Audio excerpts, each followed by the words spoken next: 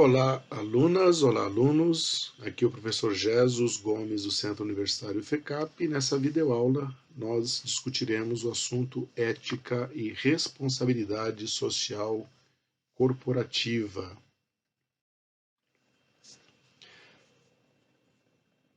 Entre outros tópicos, vamos definir ética e moral, as matrizes de pensamento ético, a ética comportamental ou a ética prática e os níveis de desenvolvimento moral, responsabilidade social corporativa e, finalmente, os públicos das organizações ou a teoria de stakeholders. Vamos começar pela definição de ética e moral, tratados normalmente como sendo sinônimos, mas há uma sutil diferença entre esses conceitos.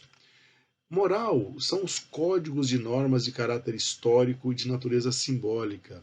São os códigos fortemente enraizados na cultura de um determinado grupo social.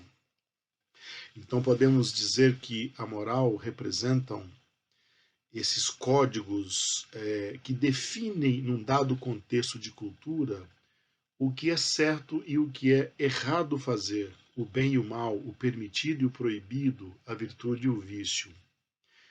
Ser moral, portanto, significa agir de acordo com os costumes de um dado contexto, de um dado grupo social, observando as normas coletivas desse determinado grupo.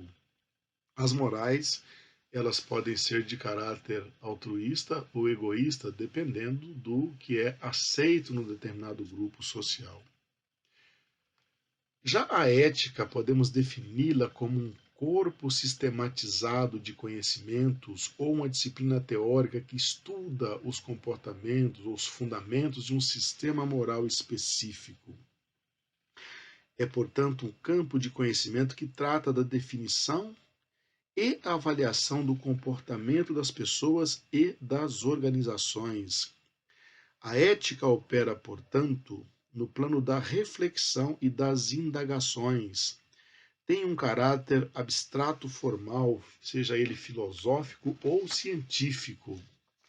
Ser ético, portanto, significa refletir sobre as escolhas a serem feitas, compreendendo-se os impactos que essas escolhas causarão sobre os demais, sobre as outras pessoas, e procurando fazer o bem, de causar um impacto positivo ao semelhante, respondendo por aquilo que se faz.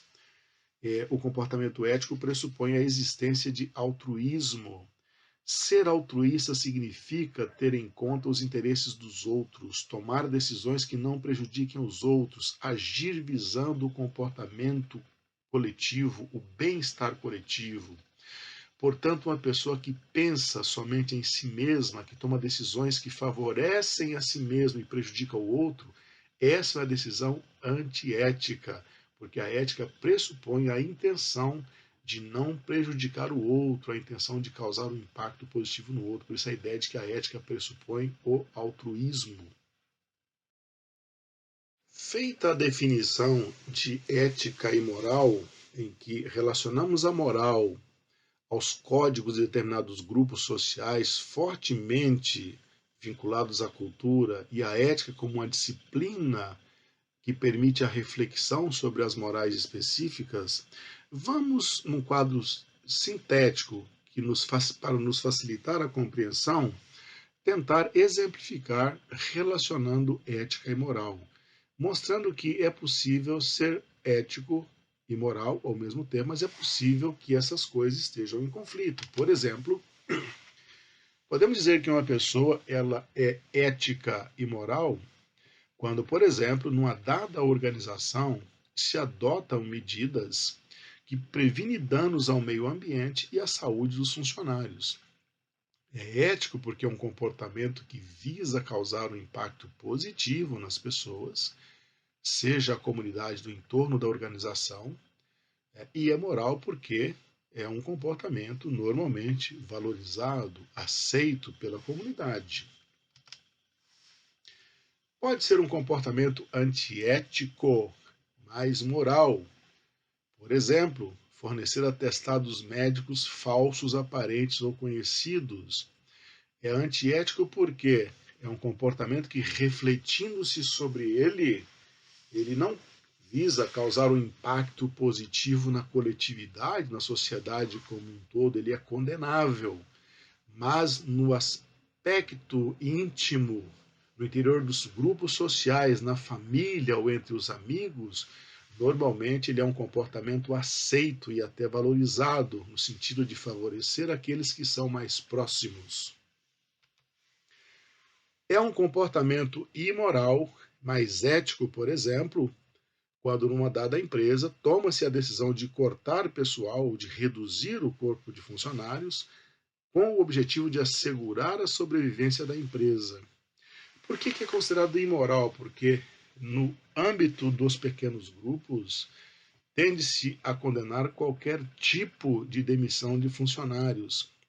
Mas se a empresa está demitindo para evitar causar um mal ainda maior no futuro, que seria o fechamento da empresa, com a extensão dos danos se ampliando para a sociedade e para todos os demais funcionários, esse é um comportamento refletido, que evita causar um dano ainda maior no futuro, que pensa antecipadamente sobre as consequências ainda mais drásticas do futuro e, portanto, ele pode ser considerado ético. E, finalmente, é um comportamento antiético e imoral adotar processos produtivos de alta insalubridade e periculosidade, visando apenas aumentar, por exemplo, os ganhos da empresa. É antiético porque ele não visa causar um impacto positivo na coletividade, ele não tem um comportamento altruísta, e ele é imoral porque ele é rejeitado também até pelos pequenos grupos, pelas pequenas comunidades. Então, dá para relacionar ética e moral, e é possível ter um comportamento que é antiético e imoral, que é ético e moral, ou que é uma, mas não essas duas coisas ao mesmo tempo. O sociólogo alemão Max Weber resume as principais teorias de ética em duas maneiras básicas de pensar: ética da convicção e ética da responsabilidade. O próprio Weber nos alerta para que não nos deixemos nos enganar pelo que aparentemente esses nomes querem significar, pois a ética da convicção não é desprovida de responsabilidade, nem a ética da responsabilidade é desprovida de convicção. Elas retratam, entretanto, dois modos diferentes de pensar sobre como as decisões devem ser tomadas. De tal modo que a ética da convicção ela é baseada na aplicação de princípios universais a contextos específicos, por isso ela é dedutiva, ela é deontológica, baseada no dever, e a ética da responsabilidade ela é indutiva, ela é baseada na projeção das consequências de uma determinada ação que se toma no presente. Eu gosto de ilustrar, porque facilita a compreensão, com histórias. Então imagina você que uma garota de 16 anos, se percebendo grávida, reflete sobre a quem pedir ajuda, ao pai ou à mãe. Ela sabe que a mãe é uma pessoa muito religiosa e, portanto, bastante apegada à aplicação de determinados princípios. E que o pai ele é agnóstico e, portanto, menos apegado à aplicação de princípios de conduta religiosa. Então ela decide procurar o pai, que ao saber da situação propõe que se conte tudo à mãe. Então a filha diz: para que contar para a mãe se nós já sabemos qual é a resposta? E ela dirá: faça o que está prescrito e você deverá ter essa criança, pois eu sou uma pessoa religiosa e sou contra o aborto. O pai, por sua vez, agnóstico, provavelmente ele vai se pegar numa profunda tensão interna, refletindo sobre a situação e fazendo-lhe muitas perguntas, como por exemplo: faz sentido a minha filha ter esse bebê fruto da imprudência? É sensato que ela crie uma criança que não foi desejada? O que pensarão os parentes, os amigos, os colegas da escola, do clube, os professores? Qual será o impacto dessa criança na vida da minha filha? quais serão as consequências para, para a carreira, para os estudos dela, e provavelmente, pensando nas consequências, ele poderá chegar a uma decisão diferente sobre fazer ou não o aborto do que chegaria à sua esposa. Não estamos apenas diante de dois modos diferentes de pensar sobre o aborto. Estamos diante de dois modos diferentes de pensar sobre como as decisões são tomadas. A ética da convicção, ela é baseada no entendimento deontológico, como uma espécie de um tratado dos deveres em que se aplica regras predefinidas para se resolver um problema e tomar uma decisão. Já a ética da responsabilidade é concebida como consequencialismo, ou seja, como uma reflexão sobre as consequências de cada ação, de cada decisão que se toma. Então, decidir para a ética da convicção é obedecer a ditames de consciência, é respeitar preceitos, prescrições e normas estabelecidas. Para a ética da responsabilidade, decidir é presumir resultados altruístas, é responder pelas consequências das ações e das decisões que se tomam. Na ética da convicção, aplica-se o universalismo, que é uma teoria ética que pressupõe, que diz que as pessoas devem ter qualidades mínimas, por exemplo, como a honestidade e a deontologia kantiana, que vai ter como pressuposto básico que você deve adotar formas de conduta que você queira ver transformadas em princípios universais. Em termos bastante simples, quer dizer, não faça ao outro o que você não quer que seja feito a você mesmo. Já a ética da responsabilidade, duas teorias se relacionam diretamente a ela. O utilitarismo de Stuart Mills, que diz que qualquer decisão ela é eticamente aceitável quando ela faz o maior bem ao maior número possível de pessoas pelo maior tempo possível. Ou quando fazer algum mal é inevitável, então essa decisão deve fazer o menor mal ao menor número de pessoas pelo menor tempo possível. O que justificaria, por exemplo, quando uma empresa precisa demitir um número reduzido de pessoas para evitar um mal ainda maior, que seria fechar a empresa e demitir ainda mais gente e causar mais danos à economia no futuro, como o exemplo que eu dei anteriormente quando comparávamos aquele quadro ética e moral. E o relativismo ético, que vai dizer que nada há de absoluto em termos de ética e que cada contexto, cada região, cada país, cada grupo cultural tem as suas próprias características e, portanto, tem as suas próprias normas de conduta, o que vai resultar naquele ditado que diz: em Roma, haja como os romanos.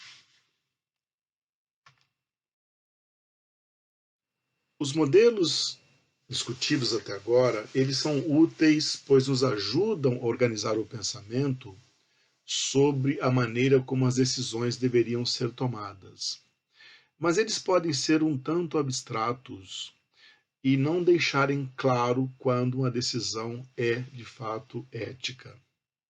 Então, os estudos mais recentes têm se preocupado muito com o contexto em que as decisões são tomadas, com a natureza das decisões e o que seria uma decisão ética do ponto de vista da sua aceitação pelos profissionais de uma mesma área, pelo contexto organizacional, por um contexto social, levando em conta, por exemplo, o conjunto de stakeholders de uma organização. E um aspecto que pesa muito na qualidade de uma decisão é aquilo que se convencionou chamar de níveis de desenvolvimento moral de uma pessoa. São divididos em três principais níveis: o nível pré-convencional. Quer dizer, o nível pré-convencional é uma pessoa que busca satisfação pessoal e que adere às regras apenas para evitar punições, quando essa pessoa acha que poderá ser identificada desrespeitando determinados regulamentos. A sua filosofia de pensar geralmente é no sentido de levar vantagem em tudo. Então, nesse nível pré-convencional, os indivíduos respondem às noções de certo e errado somente quando eles percebem que existem consequências pessoais envolvidas, tais como algum tipo de punição ou algum tipo de recompensa ou troca de favores. No segundo nível, é o chamado nível convencional.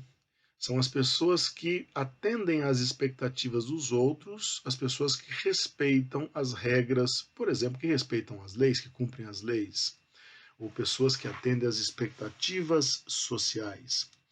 Nesse nível convencional, o valor reside em manter a ordem convencional e as expectativas das demais pessoas. No terceiro nível, o nível pós-convencional, as pessoas procuram aplicar princípios de justiça e se preocupam fundamentalmente com o indivíduo e com o bem-estar comum de uma dada comunidade, uma dada coletividade, uma organização ou uma sociedade, e as pessoas estão mais preocupadas em aplicar valores internos, mesmo quando esses valores possam, evidentemente, entrar em conflito com os valores de outras pessoas. Stephen Robbins, ele diz que as pesquisas têm chegado a algumas conclusões sobre esses níveis de desenvolvimento. Primeiro que as pessoas passam por essas fases de maneira quase que padronizada e sobem gradualmente nessa escala, degrau por degrau, de acordo com Robbins, sem queimar as etapas. Em segundo lugar, que não há nenhuma garantia de que o desenvolvimento seja contínuo, ou seja, as pessoas podem parar em qualquer uma dessas fases, inclusive podem estacionar no nível pré-convencional e não avançar sequer para o segundo nível. Terceiro, de acordo com Robbins, a maioria dos adultos está aqui na fase convencional, no nível convencional, ou seja, elas atendem às expectativas dos outros e procuram respeitar as regras, por exemplo, as leis, limitando-se, portanto, a obedecer aquilo que é a convenção social ou as leis de um país ou de uma dada comunidade, sem avançar muito para o nível mais elevado, que é o nível pós-convencional. Finalmente, quanto mais alto o nível de desenvolvimento moral de uma pessoa, mais ela estará disposta a tomar decisões que são éticas. É provável, por exemplo, que um gerente na fase 2 convencional tente tomar decisões que recebam a aprovação dos seus colegas também gerentes, e que um gerente no estágio mais avançado de pós-convencional tente ser uma pessoa exemplar, que além de respeitar as regras, os procedimentos da organização, que ele esteja propenso a desafiar as próprias regras daquela organização, quando isso for necessário, para adotar práticas que sejam muito avançadas, para adotar medidas que promovam a justiça, por exemplo, que combatam práticas de assédio moral, de assédio sexual, e que ele vá, pelo exemplo pessoal, liderar mudanças nessa organização. Em que nível de desenvolvimento moral você acredita que estão as suas práticas como aluno, como namorado, como namorada, como filho, como membro da sociedade? Pense nisso e discuta isso com o seu professor. Não é fácil nem simples definir com precisão o que é ética e nem mesmo quais são as ações suscetíveis de serem consideradas éticas. Podemos dizer que as ações humanas podem ser classificadas em três diferentes domínios. Você tem as ações que estão sob o domínio da lei codificada, por exemplo, todos nós precisamos fazer anualmente a declaração de imposto de renda. Está no domínio da lei. Devemos pagar os nossos impostos. E não pagar impostos é uma contravenção que pode ser punida. Existem ações que estão no domínio da livre escolha. Por exemplo, podemos aderir à religião que quisermos, podemos torcer para o time de futebol que quisermos, podemos nos filiarmos ao partido que quisermos, ou votar no candidato que quisermos, ou fazermos compras na loja da nossa escolha. E existe uma zona cinzenta que aplica-se o domínio da ética, que são aquelas decisões que podem prejudicar ou beneficiar as outras pessoas. Por exemplo, há mais ou menos uns 6 anos atrás, o filho mais velho da família Gerdau foi desclassificado de um processo sucessório na empresa por uma consultoria americana contratada para coordenar a sucessão do Gerdau pai, porque ele foi flagrado em uma boate no Rio de Janeiro, em uma noite de domingo para segunda-feira, por volta de 2 horas da manhã. Não há nada na lei que proíba um executivo de uma companhia aberta, portanto com ações negociadas na Bolsa de Valores, de ir a uma boate numa noite de domingo. Mas do ponto de vista dos executivos dessa empresa, dos que compraram as ações da empresa, foi considerado uma ação antiética porque era esperado por eles que esse executivo estivesse em casa descansando para, na segunda-feira, estar na labuta, no trabalho duro na empresa, encarando os concorrentes. Da mesma forma, não é proibido que um executivo tenha uma relação extraconjugal consensual com uma executiva ou com uma funcionária da empresa. Entretanto, esta é considerada geralmente uma ação, um comportamento, uma atitude antiética e, portanto, ela é condenável do ponto de vista da comunidade em que esse executivo trabalha, a organização. Portanto, há 3 tipos de ações: o domínio da livre escolha, o domínio da lei codificada aqui à nossa esquerda e o domínio da ética, essa zona cinzenta que cabe à interpretação se aquela ação adotada pelo executivo ela prejudica ou ela beneficia as outras pessoas. Esse é o domínio da ética, essa é a área em que as decisões serão julgadas sob o ponto de vista da ética. A definição de ética com exatidão não é simples. Torna-se ainda mais complexo a sua aplicação no contexto das organizações sob a forma de responsabilidade social corporativa. Aliás, a simples aceitação de que uma empresa tem responsabilidades mais amplas para com a comunidade onde ela opera não é uma ideia aceita por todas as empresas ou por todos os gerentes. Existem executivos que compreendem que a única responsabilidade de uma empresa é com a geração de lucros. O adepto mais contundente e mais célebre desta visão clássica é o economista Nobel da Economia, Milton Friedman. Ele afirma que a única responsabilidade da empresa é com a geração de lucros. No outro extremo dessa posição, opondo-se a Milton Friedman, está a visão chamada socioeconômica, que contrapõe, dizendo que os tempos mudaram e com eles também as expectativas da sociedade para com as organizações. Essa visão é mais bem ilustrada na constituição legal das corporações, porque as corporações são garantidas por governos e o mesmo governo que expede um alvará de funcionamento para uma empresa pode cancelá-lo. Dessa forma, dizem os que filiam essa corrente da visão socioeconômica, as corporações não são entidades independentes, responsáveis apenas perante os acionistas. Elas também possuem responsabilidades para com a sociedade mais ampla que as cria e as mantém funcionando por delegação. Ou seja, as organizações fazem parte de uma teia de relacionamentos de grupos ou partes interessadas chamadas stakeholders. A teoria de stakeholders foi proposta na década de 70 por dois administradores americanos, Edward Freeman e Jeffrey Harrison.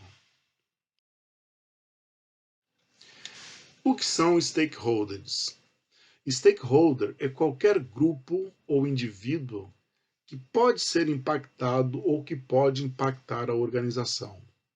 Então, podem ser funcionários, podem ser fornecedores, podem ser acionistas, podem ser vizinhos da organização, pode ser um grupo de manifestantes, pode ser uma ONG, pode ser a mídia, pode ser um grupo de mulheres, pode ser um grupo de consumidores. Então, podemos definir stakeholders como sendo primários, ou seja, aqueles que têm uma participação direta na organização e no seu desempenho, como, por exemplo, os acionistas, colaboradores, fornecedores, clientes e concorrentes. Stakeholders secundários são aqueles que têm interesses públicos ou especiais em relação à organização, como os governos, a imprensa, grupos ambientalistas, analistas financeiros, instituições financeiras, comunidades, ONGs, etc. e tal. Então, grupos primários são aqueles que têm um impacto direto na organização e secundários aqueles que têm um impacto indireto ou secundário na organização. Mas todos são stakeholders que estão na linha de ação da organização. Por que são stakeholders? Eles podem afetar a organização ou podem ser afetados pela ação de funcionamento dessa organização. De acordo com a teoria de stakeholders, a organização não existe num vácuo. Ela é, na verdade, o centro nervoso de uma teia de relacionamentos que conecta diversos grupos ou partes interessadas. É sua responsabilidade identificar quais são os interesses de cada parte relacionada e criar canais permanentes de comunicação com cada um deles. Entre os stakeholders estão, por exemplo, os acionistas, consumidores, empregados, compradores, comunidade. Aqui dentro da comunidade está, por exemplo, a ideia de uma empresa que não agride o meio ambiente, uma empresa que busca, por exemplo, a certificação pela ISO 14000, que busca ser amigável ao meio ambiente. Grupos de ativistas, por exemplo, que lutam contra todas as formas de discriminação, que lutam pela proteção a mulheres, pela proteção à infância, à adolescência. Governos que têm como interesse, por exemplo, a arrecadação de impostos, e, portanto, a empresa responsável é aquela que não sonega impostos, por exemplo, e fornecedores, uma empresa que procura desenvolver relações permanentes baseadas em algum tipo de lealdade com os seus fornecedores. A empresa está, por exemplo, numa teia de relações que devem ser permanentes e baseada em justiça com todos os seus grupos de interesses ou, em outros termos, os seus stakeholders. Como se avalia, então, as múltiplas responsabilidades de uma empresa? Na base da responsabilidade de uma empresa está a ideia de que ela deve funcionar de maneira lucrativa.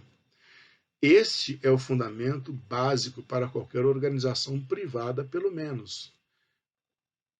Porque se ela não for lucrativa, nenhuma das outras responsabilidades ela poderá cumprir.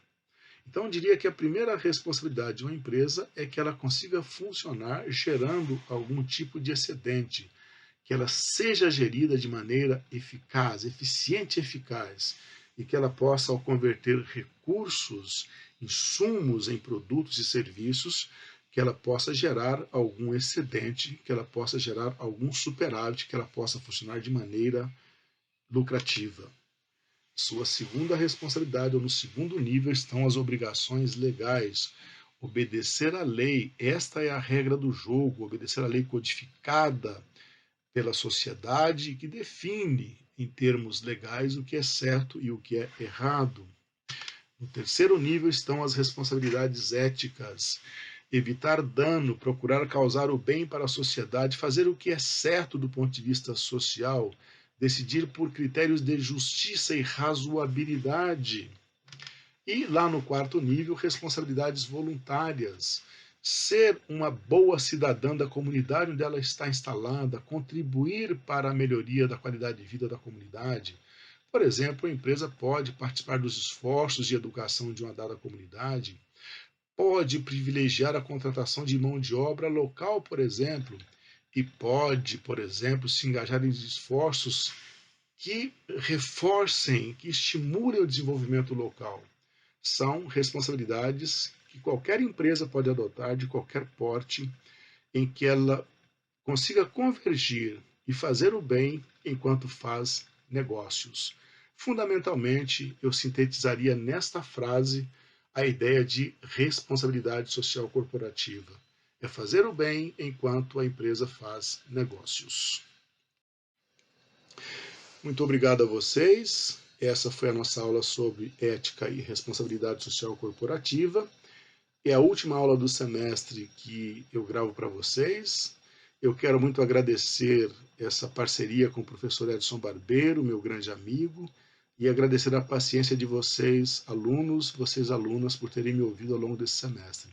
Eu sou o professor Jesus e muito obrigado. Foi uma honra gravar essas aulas para vocês.